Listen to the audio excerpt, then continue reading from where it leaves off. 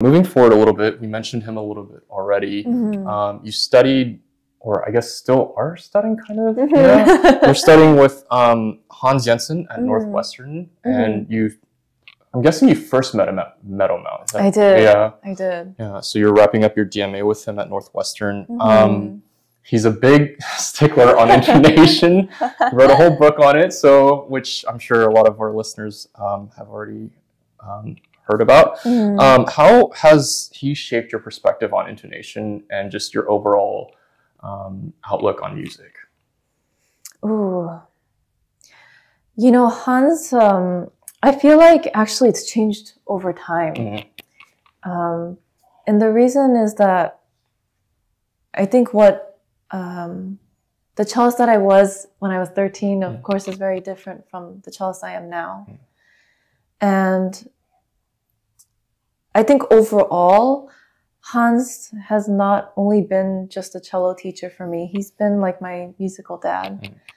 And in the very beginning, when I first met him at 13 years old, he was, of course, very big on intonation. And he, I think, was the one teacher that really shaped my perception of technique. And he really solidified a lot of the technique that I had been working on. And he made me improve so much in that area of cello playing. Actually, like my first summer, I remember he had a competition of 5 proper etudes. And I had not done that many etudes before. And, you know, it was tricky because I hadn't done that many etudes at that point in my life. And I had not done scales that intensely before either. And so I think he really made me open my eyes to different kinds of intonation and different systems of intonation. And yeah, it was just super, it was so insightful with that, in that department of playing. But I think as I've been getting older, of course we still work on intonation. But I think what I appreciate about Hans so much is that he's opened my eyes to exploring different musical ideas. And the reason why I feel this way is because sometimes I'll come to lessons with different ideas and different thoughts. And of course, if they're not working or they're not good, he'll call me out and he'll be like, nope, that doesn't work. But if, you know, if he likes them and it's not necessarily what he was thinking initially, but he likes it, he'll actually encourage it and he will be very open to it. And so I think what makes Hans so great is that he really encourages and really nurtures each person's personal ideas and thoughts. And so it's not, his teaching style is not like a one-size-fits-all. It's very much like for each individual, what each student needs and what each student wants. He is so good at assessing that. And so I feel like at this stage, although, he does talk about intonation sometimes, it's more of that kind of musical work that I do with Hans that has been amazing. So to actually see this progression, like through all the years too, has been just amazing to experience.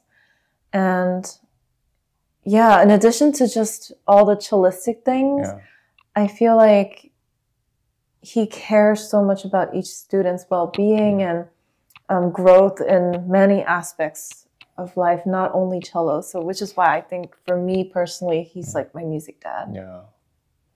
And it's funny because before his book Cello Mind, I don't think I knew that there were so many different systems of intonation. I mean, like I knew obviously like equal temperament and like, you know, relative and melodic, but like just he goes so into detail about that, and it's crazy.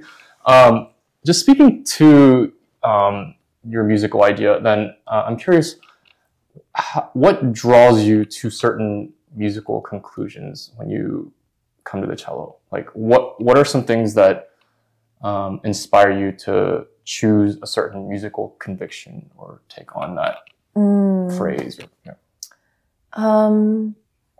I think it's a combination of things. First and foremost, context. So what's written in the score. Right.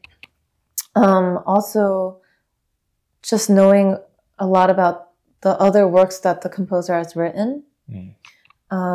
Kind of like maybe, for example, like what tendencies does he have compositionally in other works that maybe are applicable or not applicable to this particular work.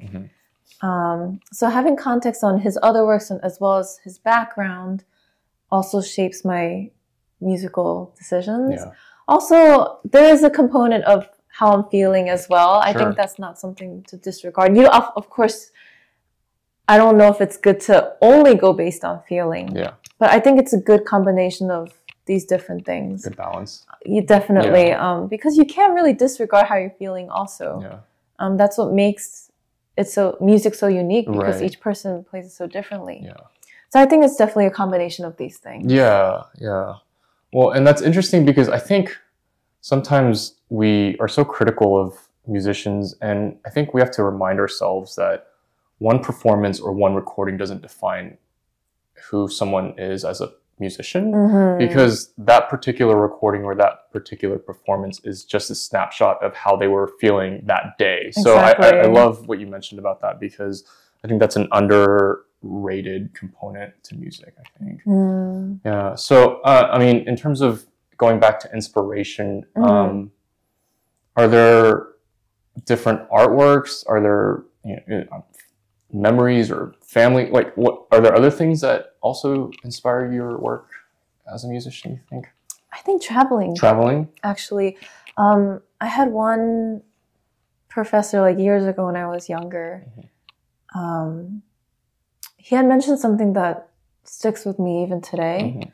And of course, practicing is very important. And I'm not saying not to do so. But he was saying that you have to experience life to build your color palette. You need to gain different, whether it's sources of inspiration, whether it doesn't even have to be grand things, but just experiencing different things can really build your artistic palette. Because just sitting in a room is not really going to inspire you. And so for me, especially when I travel for, performances, concerts, I think experiencing these different things really builds those different colors. Because I observe, even little things like, for example, if I go to Europe and the history of this particular city or this particular building, or, it definitely provides that kind of knowledge and experience to make it applicable for my music as well. So I would say for me, a huge source of inspiration is actually traveling. I think also talking with different artists, just to hear their thoughts, because it may not be what you're thinking, but it opens your eyes to, different perspectives. And I think as artists, it's so important to always be curious and to always have the desire to learn and grow. So, I mean, although I'm done with my studies per se, I always feel like I'm constantly wanting to learn. And I think that's definitely important for being an artist. Well, and I especially echo what you mentioned about just not spending all your time practicing, because I think, we both probably know colleagues from school that were very much like that, and that's fine. But again, it's like music is such a creative art form, and it requires a lot of imagination, obviously. And so we're really stifling that aspect of our life if we're just like so pigeonholed to practicing. So I love what you mentioned about just soaking it all in. I mean, I think it's a balance. It's of course you need to put in the work, but you also need to take the time to live life too.